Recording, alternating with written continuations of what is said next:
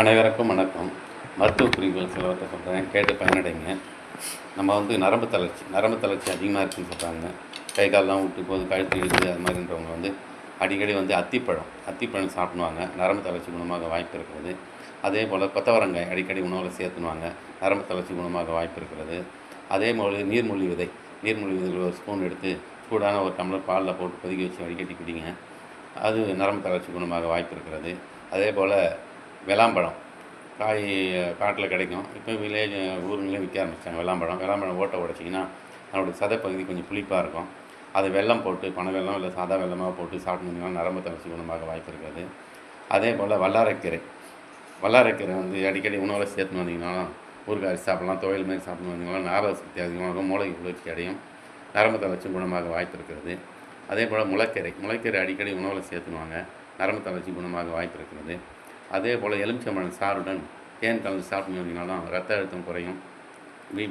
ரத்த அழுத்தம் குறையும். மன அமைதி கிடைக்கும். நரம்பு தளர்ச்சி குணமாக வாய்ப்பு இருக்கிறது. அதே போல் முளைக்கீரைன்னு ஒரு கீரை இருக்குது. அது சாப்பிட்டு வந்தீங்கன்னா நரம்பு தளர்ச்சி குணமாகும்.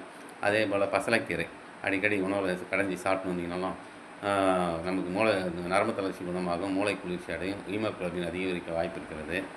அதே போல் நம்ம பேரிக்காய் அடிக்கடி உணவில் சேர்த்துக்கிங்கன்னா இதே படப்படப்பு நீங்கும். நரம்பு தளர்ச்சி குணமாக வாய்ப்பு இருக்கிறது. அதே போல் முருங்கைப்பூவை பாலில் போட்டு கொதிக்க வச்சு வடிகட்டி குடிச்சுன்னு வந்தீங்கனாலும் நரம்பு தளர்ச்சி குணமாக வாய்ப்பு இருக்கிறது. ஆண்மை அதிகரிக்க வாய்ப்பு இருக்கிறது. அதே போல் தினமும் 4 பாதம் பருப்பு சாப்பிடுவாங்க. புற்றுநோய் வர வாய்ப்பு கம்மி. அதுவும் மார்பக புற்றுநோய் வர வாய்ப்பு கம்மி.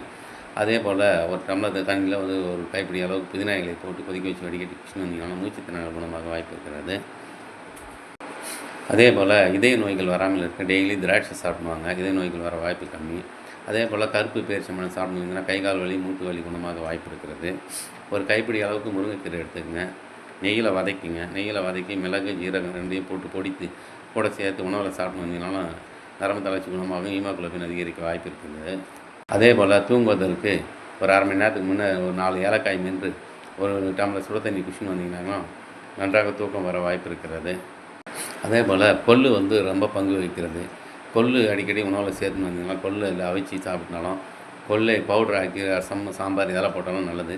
கொள்ளு சாப்பிட்டு வந்தீங்கன்னா கொழுப்பு தேவையில்லாத கொழுப்பு கரையும், ரத்த அழுத்தம் குறையும், சர்க்கரை கண்ட்ரோலுக்கு வரும், கல் கரையும் வாய்ப்பு இருக்கிறது. கொள்ளு அடிக்கடி சாப்பிட்டு வந்தீங்கன்னா நம்ம சேனலை சப்ஸ்கிரைப் பண்ணுங்கள், லைக் பண்ணுங்கள். இன்னும் சில மருத்துவ குறிப்புகளோடு உங்களை சந்திக்கிறேன். நன்றி, வணக்கம்.